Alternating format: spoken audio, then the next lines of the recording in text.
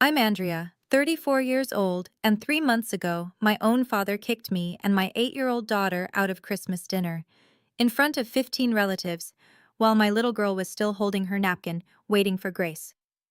Leave and never return, my sister said with a smile. Christmas is so much better without you, my mother added. I didn't beg. I didn't cry. I simply looked at them and said, then you won't mind me doing this. 5 minutes later, every single person who had just thrown us out was on their knees, begging me to undo what I'd done.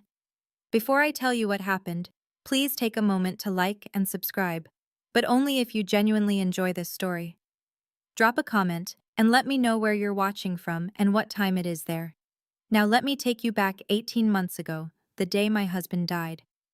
The call came at 3:47 p.m. on a Tuesday. I was parked outside Lily's elementary school, watching kids stream out with their backpacks bouncing. My phone buzzed. Unknown number. I almost didn't answer.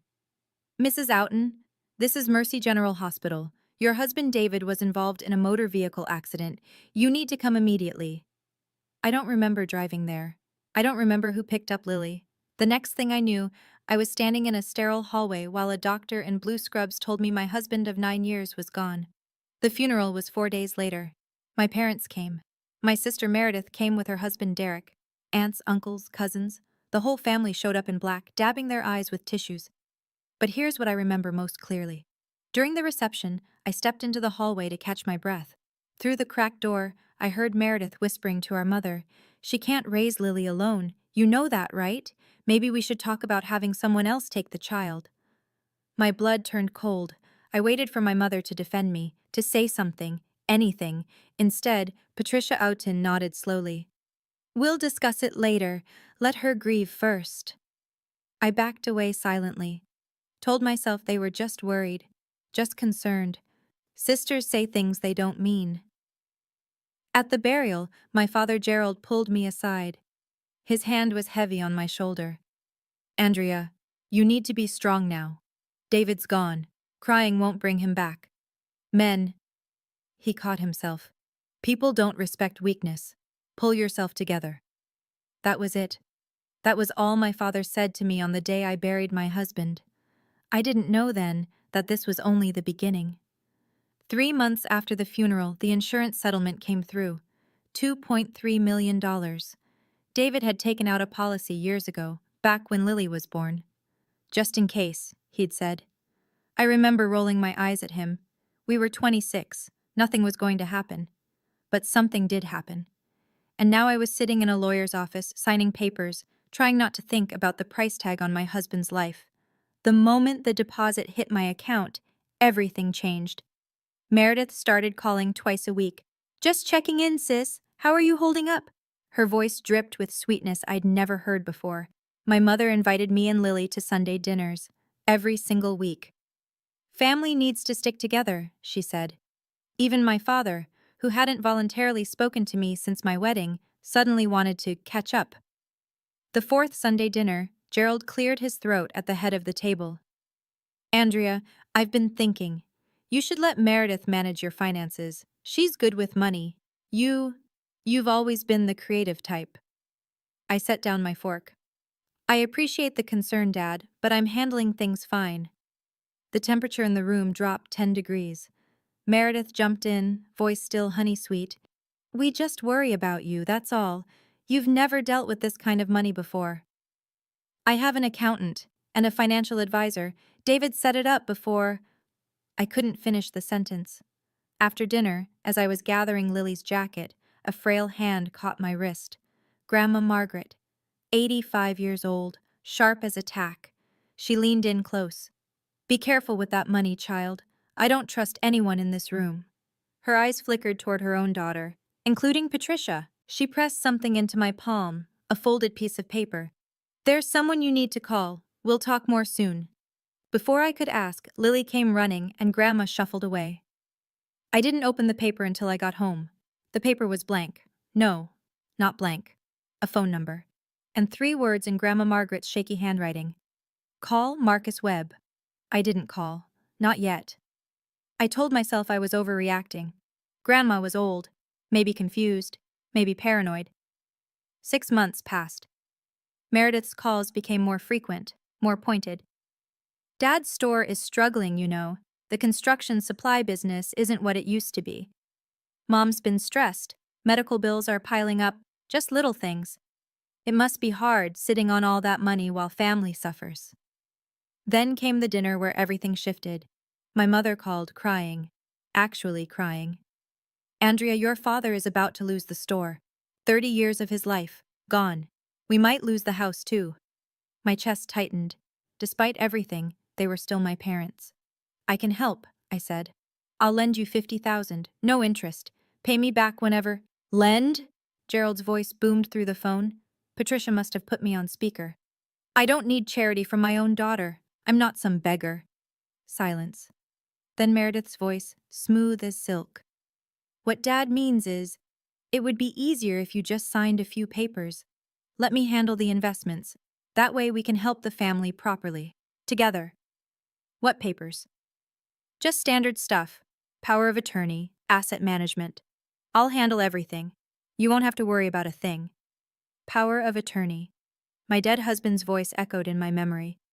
Never sign anything you haven't read twice, Andrea, and never sign over control of money to family. That's how fortunes disappear. I took a breath. I need to think about it. What's there to think about? Meredith's sweetness cracked, just for a second.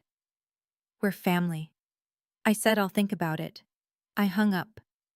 That night, I finally called the number Grandma Margaret had given me. Lily was crying when I got home from work the next day. She was curled up on her bed, face buried in her pillow, shoulders shaking. My heart cracked. Baby, what happened? She wouldn't look at me. Nothing. I sat on the edge of her bed, stroked her hair. Sweetheart, tell me. It took 10 minutes of gentle coaxing before she finally spoke. Grandma Patricia said something, when you were in the bathroom at dinner last week. My stomach dropped. What did she say? Lily's voice was barely a whisper. She said she wishes Daddy was still alive instead of you. Because Daddy knew how to take care of me. And you don't. The room tilted. My own mother said that. To my 8-year-old daughter. About me. Baby, listen to me. I pulled her into my arms. That's not true. None of it. Grandma was wrong to say that. I love you more than anything in this world, and I will always, always take care of you. She clung to me like I might disappear. That night, after Lily fell asleep, I poured myself a glass of wine and scrolled through my phone. A cousin I barely talked to had sent me a message. Hey, Andrea, is it true you've been gambling away the insurance money? Meredith mentioned something at the family group chat. Just wanted to check if you're okay. Gambling? I opened Facebook. Searched for the family group I'd been quietly excluded from. Through a cousin's screenshot, I saw it. A post from Meredith, dated 2 weeks ago. Please pray for my sister. She's going through a difficult time and making poor financial decisions. We're trying to help her, but she keeps pushing us away. Some people just can't handle sudden wealth. 43 comments, all pitying me, all believing her. My hands were shaking. Marcus Webb's office was downtown, 14th floor, glass walls overlooking the city. He was younger than I expected, mid-30s, kind eyes behind wire-rimmed glasses. When he shook my hand, I noticed the photo on his desk, him and David at a college graduation, arms around each other, grinning. David was my best friend, Marcus said, noticing my gaze. We roomed together at State. He asked me to keep an eye on you and Lily if anything ever happened to him. His jaw tightened. I should have reached out sooner, I'm sorry. I sat down heavily. I don't even know where to start. Start with the power of attorney papers. I blinked. How did you? Your grandmother called me 3 weeks ago. Margaret Whitmore is sharper than people give her credit for. He pulled a folder from his drawer. She told me what your sister's been planning. I did some digging. He slid a document across the desk. Meredith contacted your insurance company 2 months ago. Asked about the process for transferring beneficiary rights. Said she was inquiring on behalf of the family. My blood ran cold. She what? It gets worse. Marcus opened another folder. I had a forensic accountant look into your father's business. Gerald's store isn't just struggling. It's hemorrhaging money, bad investments, poor management. He's about 3 months from bankruptcy. And Meredith? Her real estate business took a hit last year. She owes money to investors she can't pay back. He leaned forward. Andrea, they don't want to help you manage your money. They want to take it. I thought about Lily crying on her bed, about my mother's cruel words, about the Facebook post calling me a gambling addict. What do I do? Marcus tapped the folder. First, don't sign anything. Second, your grandmother called me about something else. Her will. Her will? She wants to change it, and she wants me to witness. 1 week before Christmas, the doorbell rang at 7 p.m. I wasn't expecting anyone. Meredith stood on my porch, designer coat, perfect makeup, a manila folder tucked under her arm. Her smile didn't reach her eyes. Can I come in? I didn't move. Lily's doing homework. This won't take long. She pushed past me into the living room. I closed the door slowly, buying time. What do you want, Meredith? She set the folder on my coffee table. I want you to sign these. For the family. I didn't touch it. I already told Dad no. You told Dad no. She tilted her head. You didn't tell me no. I'm telling you now. No. Her smile flickered. Andrea, I'm trying to help you. Help me? By telling everyone I'm a gambling addict? Her face went blank for half a second. Then the mask slid back on. I never said addict. I said you were making poor decisions, which you are, sitting on $2 million while your family drowns. Your poor decisions aren't my responsibility. Excuse me? I offered to help. Dad refused. Now you want me to hand over control of everything? That's not help. That's theft. Her voice dropped. Cold. You don't know what you're doing. You never have. You married David and got lucky. That's it. You're not smart. You're not capable. You're just a widow with a windfall. I felt Lily's presence before I saw her. She was standing in the hallway, homework folder clutched to her chest, eyes wide. Meredith saw her too. She adjusted her expression instantly. Lily, sweetie, Aunt Meredith was just... I heard what you said about Mom. The silence was deafening. Meredith grabbed her folder and walked toward the door. At the threshold, she turned. Christmas dinner. You'll be there, and you'll bring the signed papers, or don't come at all. The door slammed. 3 days before Christmas. My phone rang at 6 a.m. Dad. I answered against my better judgment. Hello? You're coming to Christmas dinner, not a question. Good morning to you too, Dad. Don't get smart with me, Andrea. You'll be there. 7 o'clock, Grandma Margaret's house. I was already planning to come. Lily wants to see Grandma. A pause, then. And you'll sign those papers Meredith prepared. I closed my eyes. Dad? This is not a discussion. His voice hardened. This is not a request. You will sign those documents, or you won't set foot in this family again. You're threatening to disown me over money? I'm telling you to do what's right for once in your life. David carried you for 9 years. Now it's time to carry your weight. David carried me. 9 years of partnership, building a home, raising a daughter, supporting each other through every struggle, reduced to me being carried. I'm not signing anything. Then don't bother showing up. We don't want you there. Does Mom know you're saying this? He laughed bitterly. Who do you think told me to call? The line went dead. I sat on the edge of my bed, phone in my hand, heart pounding. Lily appeared in my doorway, rubbing her eyes.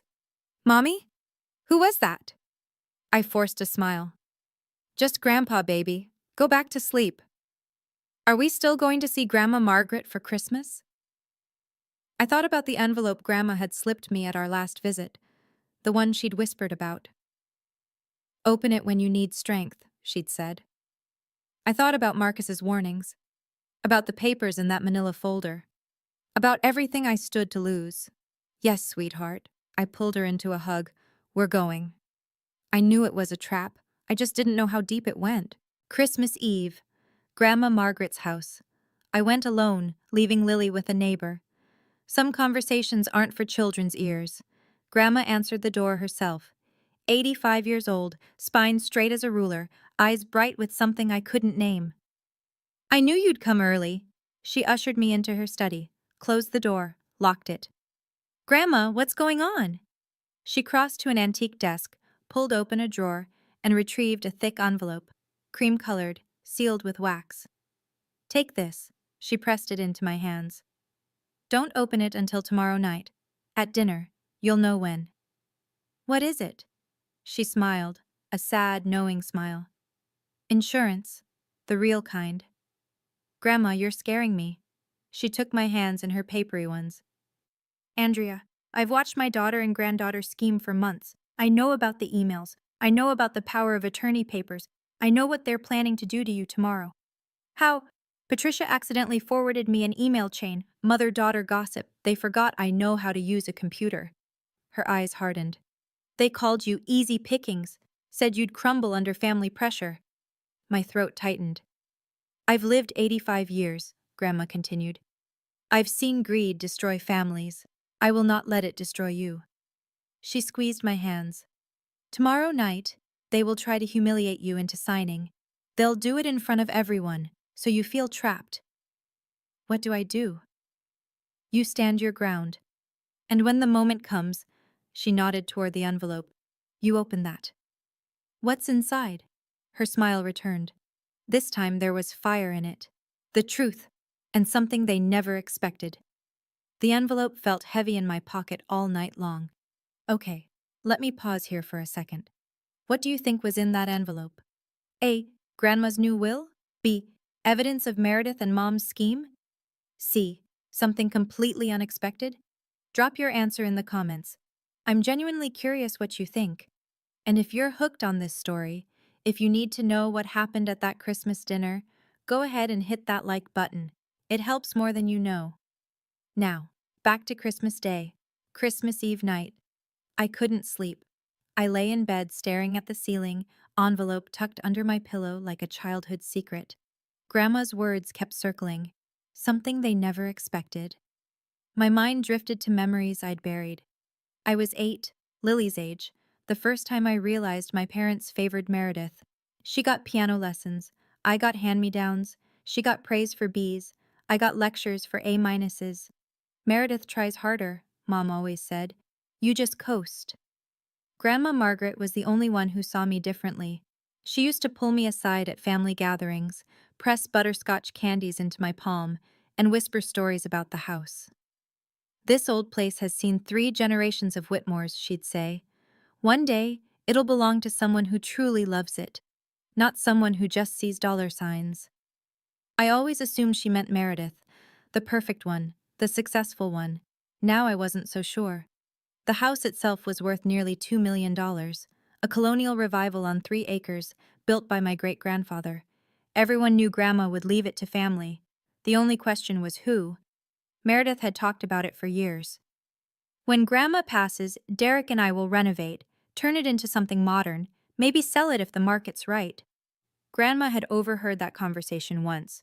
I remembered her face, tight, hurt, quickly masked. A soft knock on my door. Mommy? Lily's voice, sleep thick. I can't sleep. Can I stay with you? I pulled back the covers. She climbed in, warm and small. Mommy, are we really going to Grandma Margaret's tomorrow? Yes, baby. Even though Grandpa's mad at us? I kissed her forehead. Grandma wants to see us. That's what matters. Lily was quiet for a moment. Then, I love Grandma Margaret's house. It feels like a hug. A hug. That's exactly what it felt like. Christmas morning. My phone buzzed at 8 a.m. Marcus. Merry Christmas, he said. I have something for you. You're working on Christmas? This couldn't wait. His voice was tight. Your grandmother forwarded me an email last night. The original chain between Meredith and your mother. I sat up in bed, heart hammering. What does it say? I'm reading it now, dated April 15th, 2 weeks after David's funeral. He paused. Andrea, I need to read this to you. Are you sitting down? Yes. Marcus cleared his throat. We need to move before she gets smart. You know how pathetic Andrea is. She'll believe anything if we frame it as helping the family. Dad's store is the perfect excuse. My stomach turned. The plan is simple, Marcus continued. Get her emotional, isolated, make her feel guilty for having money while we struggle. Then present the papers as a favor. She won't even read them. She never reads anything. I couldn't breathe. Timeline: pressure through summer, escalate in fall, close the deal by Christmas, family gathering, maximum witnesses. She won't say no in front of everyone. Silence. Andrea, you still there? They planned this. My voice sounded far away. Since April. Since 2 weeks after your husband's funeral. I have the full chain, timestamps, everything. He paused. I've printed copies. 3 sets. I can be at Grandma's house by 8 tonight. Tonight? Your grandmother suggested it. Said you might need backup. I thought about the envelope under my pillow. About Grandma's knowing smile. About 15 relatives who would witness whatever happened tonight. Marcus. Yeah? Bring everything. I hung up. This afternoon, I would walk into my grandmother's house carrying 2 weapons, the envelope she gave me and the truth. They wanted a Christmas dinner performance? They were going to get one. 4:30 p.m. Grandma Margaret's house. Lily held my hand as we walked up the cobblestone path. The old colonial glowed with warm light, every window flickering with candles. Wreaths on every door, the smell of roasted turkey drifting from the kitchen. Picture perfect, like a Christmas card designed to hide the rot underneath. We were among the last to arrive. I counted cars in the driveway, 15, maybe more. Every aunt, uncle, and cousin within driving distance. The moment we stepped inside, Lily broke free and sprinted toward the living room. Grandma Margaret! I watched her disappear into my grandmother's arms, the old woman's face cracking into a genuine smile for the first time all evening. Then Meredith appeared. You made it? Her voice was honey-sweet, but her eyes were assessing, calculating, looking for weakness. I forced a smile. Merry Christmas, Meredith. Let me take your coat. She was playing hostess already, even though this wasn't her house. Everyone's in the dining room. We saved you a seat. I handed over my coat, but kept my purse. The envelope was inside. The dining room was packed. A long mahogany table stretched the length of the room, set with Grandma's fine china. Crystal glasses caught the candlelight. Laughter and chatter filled the air, but I noticed the looks. Cousin Rachel glanced at me, then quickly away. Uncle Tom whispered something to Aunt Betty. My mother's best friend, Margaret Ann, gave me a pitying smile. They'd been briefed. I scanned the room for my parents. There, at the head of the table, Gerald sat like a king awaiting his court. Patricia beside him, dabbing her lips with a napkin, refusing to meet my eyes. And next to them, an empty chair, waiting for me. Andrea, sweetie? My mother's voice rang out. Come sit, we've been waiting. The meal started normally enough. Turkey was carved, wine was poured, stories were exchanged. I kept my head down, cut Lily's meat, helped her with her vegetables, tried to breathe. Then halfway through the main course, Meredith stood up. She clinked her wineglass with a fork. The room fell silent. Everyone, I hate to interrupt, but I have an announcement. Her voice carried, practiced, theatrical. Our family is facing a difficult situation, and I think it's time we address it openly. I felt every eye in the room shift toward me. Meredith continued. As most of you know, my dear sister Andrea lost her husband David 18 months ago. A tragedy for all of us. Murmurs of sympathy. A few nodded solemnly. What you may not know is that Andrea received a substantial insurance settlement. Life-changing money. Meredith paused for effect. And we, as a family, are concerned about how she's managing it. My hands clenched under the table. Lily looked up at me, confused. We've tried to help her privately. We've offered guidance. But Andrea has refused to listen. Meredith's voice cracked perfectly, a rehearsed waver. So today, in front of everyone who loves her, I'm asking my sister to let us help. To sign a simple document allowing me to co-manage her finances. She pulled a folder from beneath her chair, the same manila folder she'd brought to my house. It's for her own good, for Lily's future. She looked directly at me, eyes glittering. What do you say, Andrea? Will you accept your family's help? 15 faces turned toward me, some pitying, some expectant, some already nodding, convinced I was the problem. Lily whispered, Mommy? At the head of the table, my father crossed his arms. At the far end, Grandma Margaret sat perfectly still, watching. waiting. I stood up slowly. Every eye in the room was on me. I could feel the pressure, the unspoken expectation that I would crumble, apologize, sign whatever they wanted just to make the discomfort end. No. The word hung in the air. Meredith blinked. Excuse me? I said no, I'm not signing anything. The room went absolutely still. Someone's fork clattered against a plate. My father's chair scraped back. He rose to his full height, face reddening. You don't get to say no. Not to family. Not after everything we've done for you. What have you done for me, Dad? Tell me. What exactly have you done? We raised you, gave you everything. And this is how you repay us? By hoarding money while your own family suffers? My mother finally looked at me. Her eyes were cold. Andrea, you've always been selfish. Even as a child, some things never change. I offered to help, I said, fighting to keep my voice steady. I offered Dad $50,000, no interest. He refused. Because it was insulting, Gerald slammed his palm on the table. China rattled. You have millions sitting in a bank account while my life's work collapses and you offer me scraps? Meredith stepped closer, voice dripping with false concern. See? This is what we're dealing with. She doesn't understand money. She doesn't understand family. She needs guidance. She needs a keeper, someone muttered. I didn't see who. Lily had started crying silently. Tears streamed down her face as she watched her grandfather scream at her mother. Only Grandma Margaret moved. She reached over and pulled Lily into her lap, shielding her, but she said nothing, not yet. Sign the papers, Andrea. My father's voice was iron. Or get out of this house. I looked around the room. Not a single person spoke up for me. My father pointed at the door. Out, you and that child, right now. Meredith nodded, arms crossed, satisfied. You should leave and never come back. We've tried to help you, Andrea. God knows we've tried, but you're beyond help. I looked at my mother, my own mother, waiting for her to say something, anything, a single word of defense. Patricia smoothed her napkin, then looked me dead in the eyes. Christmas would be so much better without you here. It always has been. My lungs stopped working. Lily's sob cut through the silence, raw, heartbroken. She was 8 years old, and her grandmother had just said the world would be better without her mother. Cousins shifted uncomfortably. Aunts looked away. Uncles studied their plates. No one spoke. No one defended us. It was the loneliest moment of my life. I reached for Lily, ready to scoop her up and run, ready to leave and never look back.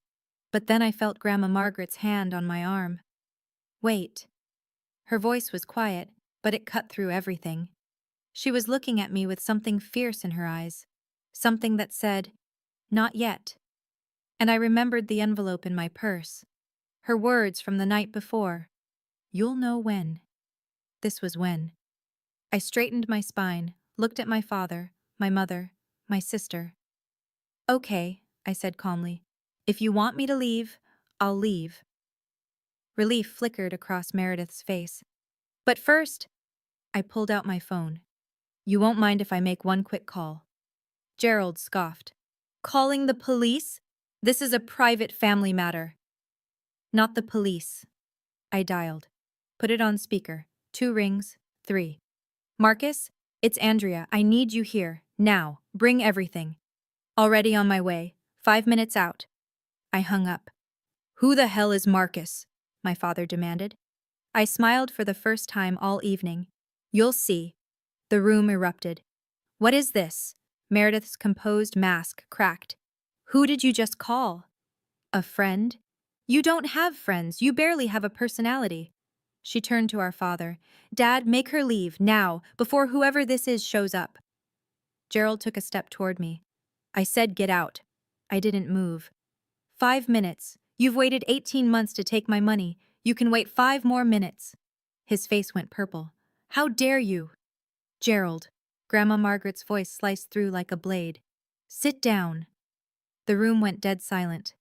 My father stared at his mother. In 85 years, I don't think she'd ever spoken to him that way. Mother, this isn't your concern. This is my house. Grandma rose slowly to her feet, still holding Lily's hand. My table. My Christmas dinner. and I will decide who leaves and who stays. But, sit down. Gerald sat. Grandma turned to the room, sweeping her gaze across every relative. I've been quiet tonight, watching, listening. I wanted to see how far this would go. Her voice trembled with controlled rage. I wanted to see if a single one of you would defend my granddaughter. Shame flickered across some faces, others just looked confused. Not one of you. Grandma shook her head. She offered help. You refused it. She said no to manipulation. You called her selfish. You made a child cry on Christmas Day. Mother, you don't understand, Patricia started. I understand perfectly.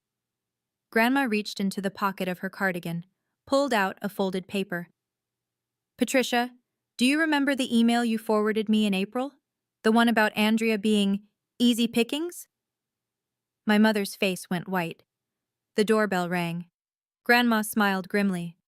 That will be Marcus. Let him in. Marcus Webb walked in, carrying a leather briefcase. He was dressed professionally, despite it being Christmas. Dark suit, polished shoes, silver tie clip catching the candlelight. He scanned the room, taking in the hostile faces, the tear-streaked child, the elderly woman standing defiant at the head of the table. Good evening, he said calmly. I'm Marcus Webb, attorney at law. I represent both Mrs. Andrea Outen and Mrs. Margaret Whitmore. Gerald shot to his feet. What is this, some kind of ambush? I'd call it a correction. Marcus set his briefcase on the table, clicked it open. Mrs. Whitmore, shall I proceed? Grandma nodded. Marcus pulled out a thick folder. What I have here is a complete email chain between Meredith Harrison and Patricia Outen, spanning from April of last year to last week. The subject line of the first email reads, he flipped it open. Operation Andrea, a plan for the money. Gasps rippled through the room. That's private correspondence. Meredith lunged forward. You can't. It was forwarded to Mrs. Whitmore. Accidentally, I assume. She is now a rightful possessor of this communication. Marcus smiled thinly. Would you like me to read some highlights aloud? The part where you called your sister pathetic? Or the part where you planned to have her declared financially incompetent? Meredith's mouth opened, closed, opened again. Patricia gripped the table edge, knuckles white. Mother, why would you do this? Because you plotted to steal from my granddaughter. Grandma's voice was steel. You called her names. You told her daughter that the world would be better without her mother. On Christmas. She pointed a shaking finger at Patricia. You are my daughter, and I am ashamed of you. Patricia flinched like she'd been slapped. The room was utterly silent. Marcus reached into his briefcase again. Now, for the second document. Marcus held up the emails for everyone to see. I'll read one excerpt. April 15th, 2 weeks after David Outen's funeral, from Meredith to Patricia. He cleared his throat. We need to move fast. Andrea's always been weak. She'll cave under family pressure, especially at a holiday gathering. Dad's store gives us the perfect cover story. We're not taking her money, we're helping the family. Once she signs the POA, we control everything. She won't even know what hit her. Cousin Rachel's jaw dropped. Uncle Tom leaned forward, face dark. Murmurs spread through the room like wildfire. That's taken out of context, Meredith's voice cracked. I was just worried about her. May 3rd, Marcus continued, unmoved. Update. Told the family group that Andrea's gambling. Plants the seed. When we finally get control, no one will question it. More gasps. Aunt Betty turned to Patricia. You told us Andrea was gambling. Was that a lie? Patricia opened her mouth, closed it. It was strategic messaging, Meredith said quickly. To prepare the family. To manipulate the family, Grandma cut in. To isolate my granddaughter so thoroughly that when you stole her money, no one would believe her. Gerald stepped forward. Now hold on, this is all circumstantial. Email chains can be faked. Marcus pulled out another document. Certified letterhead. Official stamps. These emails were authenticated by a digital forensics expert this morning. Timestamps verified. IP addresses traced to devices owned by Mrs. Harrison and Mrs. Patricia Outen. He set it on the table. Anyone who would like to verify the authenticity is welcome to review the certification. No one moved. Meredith was shaking now. Her perfect facade had crumbled completely. "Andrea, please." Her voice was small. "I can explain." I finally spoke. "I'm done listening to explanations. Can you guess what's in the second document Marcus is about to reveal?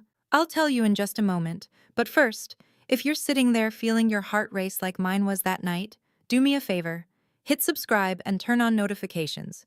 I promise the ending is worth it. Also, if you've ever dealt with toxic family members who only showed up when money was involved, I see you. Comment below. Okay, back to that dining room. Marcus reached into his briefcase one final time. He withdrew a document bound in blue legal paper. Official seal. Notarized signatures. "This," he said, "is the last will and testament of Margaret Ellen Whitmore, executed 3 weeks ago, witnessed by myself and 2 independent parties." The temperature in the room dropped 10 degrees. Patricia stood so abruptly her chair fell over. "Mother, what did you do?" Grandma Margaret remained seated, hands folded in her lap, perfectly composed. "I did what I should have done years ago. I protected the people who actually deserve protection." "Mother, you promised—" "I promised nothing." Grandma's voice was ice. "You assumed, Meredith assumed, everyone in this family assumed they knew what my will contained." She smiled coldly. "You assumed wrong." Marcus opened the document, read aloud. "I, Margaret Ellen Whitmore, being of sound mind, hereby bequeath my primary residence at 742 Whitmore Lane, including all land, structures, and contents thereof, valued at approximately $1.8 million, to my granddaughter, Andrea Louise Oughton." The envelope Grandma had given me, I finally understood. She'd given me a copy of the will days ago. Just in case. Chaos. Meredith screamed. Actually screamed. "No! That house was supposed to be mine. We talked about this. Renovations. You talked about selling my family's home for profit." Grandma's voice cut through. "I listened, and I made my decision." Gerald slumped into his chair like a puppet with cut strings. "Mother, everything we planned—" "Everything you planned," Grandma corrected, "was built on the assumption that I would reward cruelty and greed. I won't." Patricia was crying now, mascara streaking down her face. "You're leaving everything to her? After all we've done for you?" "What have you done for me, Patricia?" Grandma's eyes were fierce. "Besides lie, scheme, turn my Christmas dinner into a public execution of your own sister?" Silence. Marcus closed the will. "Mrs. Oughton," he turned to me, "you are now the sole heir to this property." Patricia dropped to her knees. Right there, in front of everyone. Grandma's antique Persian rug bunching under her as she crawled toward me. "Andrea, baby, I didn't mean it. Any of it. I was just trying to help the family. We were scared. Your father's business. I never meant to hurt you." I watched my mother grovel. The woman who told my daughter the world would be better without me. The woman who plotted for 18 months to steal my inheritance. Gerald stood frozen, mouth opening and closing like a fish. Meredith tried a different approach. She grabbed my arm, tears streaming down her face. Real tears this time. "I'm sorry, I'm so sorry, I was desperate.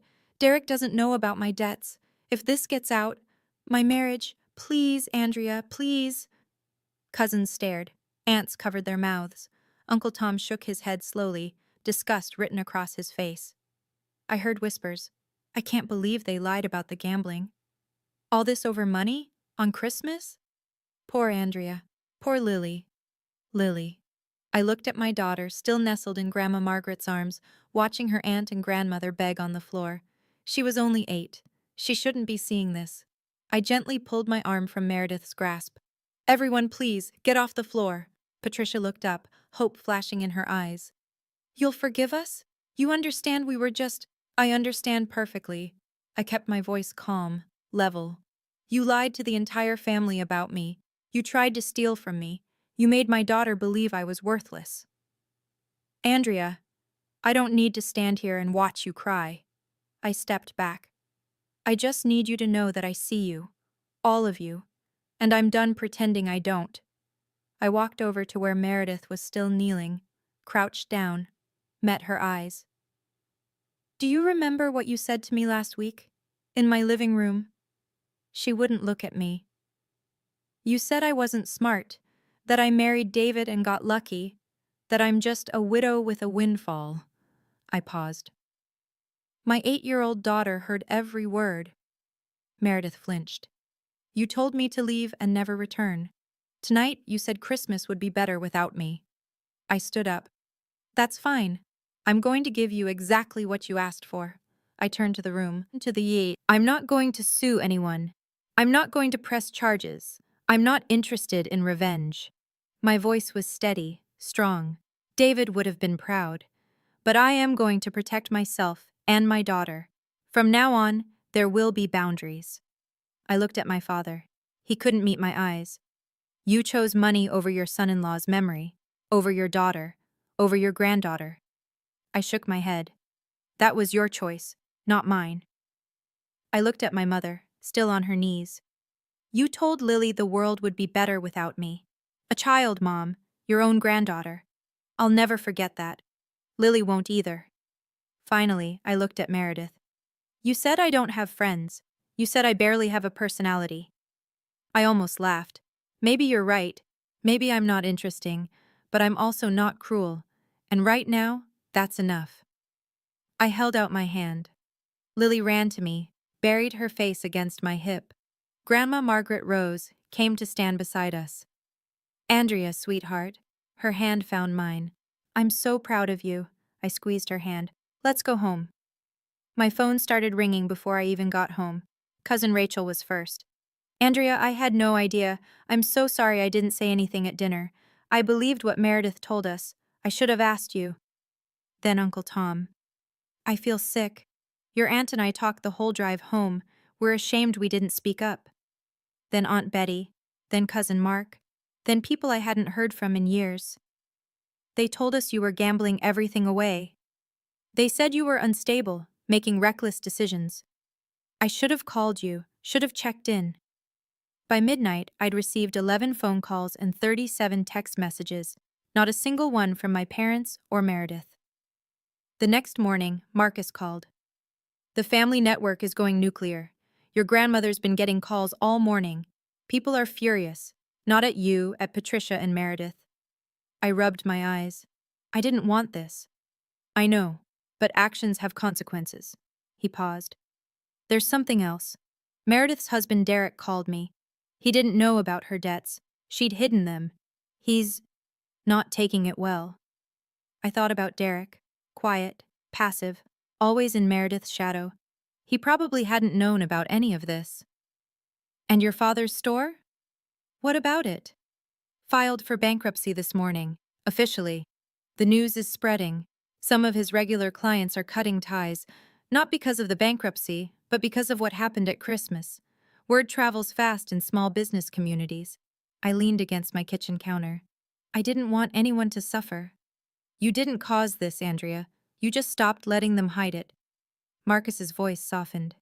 Get some rest. You've earned it. But rest didn't come easy. Not when I kept hearing my mother's voice in my head. Christmas would be so much better without you. A week after Christmas, Marcus sent me a summary. Gerald's hardware store had closed its doors. 30 years of business, liquidated to pay creditors. He'd have to sell the smaller house he and Mom lived in to cover the remaining debts. Meredith lost 3 major clients. Word had spread among her real estate circles, not about the inheritance drama, but about the family meeting that went wrong. In the business world, reputation is everything. Hers was crumbling. Derek had moved into his brother's apartment. He wasn't filing for divorce, not yet, but he wasn't coming home either. I read the summary twice, then set it down. I didn't feel victorious. I felt tired, sad, hollow. Lily was playing with Lego blocks in the living room. I watched her build a little house, complete with tiny windows and a red door. Mommy? She looked up. Is Grandpa going to be okay? I sat down beside her. I don't know, sweetie. I feel bad for him, even though he was mean. Out of the mouths of babes. I do too. I helped her snap a roof piece into place. Sometimes people make choices that hurt others, and then they have to live with what happens next. Did we make them get in trouble? I thought carefully before answering. No, baby. We just told the truth. What happened after? That was because of choices they made, not us. She considered this, nodded slowly. Okay. I pulled her into a hug. I didn't want to see my family suffer. I hadn't set out to ruin them. All I'd wanted was to be left alone, to protect my daughter, to honor David's memory by building a stable life. But Marcus was right, actions have consequences. And sometimes, the truth is its own form of justice. 2 weeks after Christmas, Grandma Margaret called. I have a question for you, she said without preamble. And I need you to answer honestly. Of course, Grandma. Would you and Lily consider letting an old woman move in with you? I almost dropped the phone. What? I've been rattling around this big house alone for 10 years. Patricia won't speak to me. Meredith won't look at me. Gerald just grunts when I call. Her voice softened. But Lily hugs me like I matter. And you, Andrea, you've never once asked me for anything. Grandma, I can't ask you to leave your home. You're not asking. I'm offering. She paused. The house is yours, technically, after I'm gone. But until then, I don't want to live in it alone anymore. I want to be somewhere I'm actually wanted. My throat tightened. I thought about our small apartment. 2 bedrooms, a cramped kitchen. Nothing like the colonial mansion Grandma had called home for 60 years. Our place is tiny, I warned her, and Lily has nightmares sometimes, and I can't cook nearly as well as you. Andrea. Her voice was warm. I don't need a mansion. I need a family, a real one. I heard Lily in the background, asking who I was talking to. Hold on, Grandma. I covered the phone. Lily, how would you feel if Grandma Margaret came to live with us? Her face lit up like the Christmas tree we never got to enjoy. Really? Like forever? I put the phone back to my ear. I think that's a yes. Grandma laughed. A real laugh, full and bright. I'll start packing tomorrow. For the first time since David died, my apartment felt like it might become a home again. 1 month later. Grandma Margaret's antique armchair sat in the corner of our tiny living room, looking absurdly elegant next to my second-hand sofa. Her collection of ceramic cats lined the windowsill. Her knitting basket lived permanently beside the TV. It shouldn't have worked. But somehow, it did. Every evening, the three of us ate dinner together at our little kitchen table. Grandma taught Lily how to make her famous apple pie. Lily taught Grandma how to use video calls. I listened to stories about my great-grandfather I'd never heard, about the house, the family history, the dreams that built it all. The insurance money sat untouched in an investment account, growing quietly. I'd set up a trust for Lily's education. The rest would wait until she was older, until she could decide what to do with her future herself. I kept working my job, kept showing up, kept building something small and stable. One night, after Lily was asleep, Grandma and I sat on the balcony, watching stars. Do you regret it? I asked quietly. Giving up the house? Cutting off Patricia? She was silent for a long moment. No. Her voice was steady. That house was just walls and wood. What Patricia and Meredith did, that was a betrayal of everything family should mean. She reached over, patted my hand. You and Lily are my family now. Real family. The kind that stays. I felt tears prick my eyes. Thank you, Grandma, for believing in me when no one else did. She smiled in the darkness. You didn't need my belief, Andrea.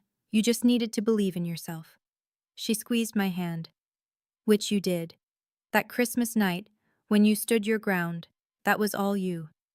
I leaned my head against her shoulder, and for the first time in a long time, I felt at peace.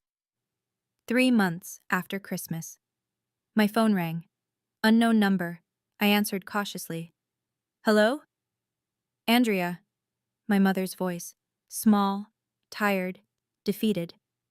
It's Mom. I almost hung up. Please don't hang up. Please, I just need 5 minutes. I walked to the balcony, closed the door so Lily wouldn't hear. I'm listening. I know what I did was unforgivable. Patricia's voice cracked. The things I said, to you, to Lily, I can't take them back. I wish I could. You told my daughter the world would be better without me. Silence. Then. I know. I was I was so scared, Andrea. Your father was falling apart. Meredith kept saying this was the only way. I let myself believe it because it was easier than standing up to them. That's not an excuse. It's not, you're right. She was crying now. I'm not asking you to forgive me, I wanted to hear Lily's voice, just once. It's been 3 months. I watched the city lights blink below. Mom.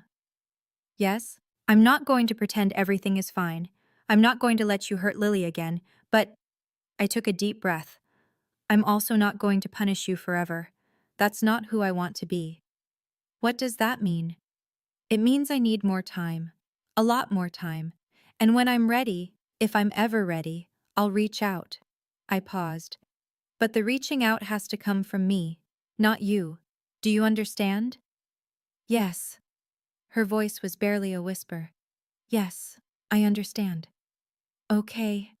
Andrea? What? I'm sorry. I'm so sorry. I let those words hang in the air, then quietly, I know, Mom. I know. I hung up. I wasn't ready to forgive, but I wasn't consumed by hatred either. That felt like progress. After that call, I started journaling. Just a cheap notebook from the dollar store. A few pages every night after Lily went to sleep. Tonight, I wrote, I used to think family meant accepting whatever they threw at me, keeping the peace at any cost, smiling through insults because blood is thicker than water. I was wrong. Family is not a free pass to hurt people. Love is not supposed to come with conditions. And peace built on silence isn't peace at all. It's just suffering with a smile. My father called me selfish for not signing over my money. My mother said Christmas would be better without me. My sister planned for 18 months to steal everything I had. But here's what they didn't expect. I survived. I survived because I finally understood something David always told me. You're stronger than you think, Andrea. You just have to stop waiting for permission to be strong. I stopped waiting. I stood up. I said no. I chose my daughter over approval, my self-respect over belonging. And somehow, on the other side of all that pain, I found something I didn't expect to find. Peace. A real family. Smaller now, but truer. A home that feels safe. And a future I get to build myself, one day at a time. Grandma's voice called from the kitchen. Andrea, the cookies are ready. Lily's footsteps thundered down the hall. Cookies! I closed the notebook, smiled. There would still be hard days. There would still be moments when my mother's words echoed in my mind, when I wondered if I'd done the right thing. But tonight, there were cookies. And laughter. And the two people who mattered most in the world. That was enough. That was everything. And that's my story. If you've ever had to protect yourself or someone you love from toxic family members, I see you. I understand. And I hope you know, you're not alone. Drop a comment and tell me, have you ever had to draw a hard boundary with family? I'd love to hear your story. If you want more stories like this, check the links in the description. And subscribe if you haven't already. Thank you for listening. Until next time.